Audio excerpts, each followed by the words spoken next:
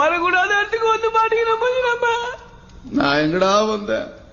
நீ தான்டா என்ன கூட்டின்னு வந்த. ஐயோ மதி, இங்க என்ன நடக்குது தெரியுமா? பயங்கரமான கேம் நடக்குது மதி. நாங்களும் பிளேயர் தான் சார், ஆனா எங்களுக்கு ஃபுட்பால் எல்லாம் தெரியாது. ஆனா எங்க ஆட்டம் வெறித்தனமா இருக்கும். நல்லது.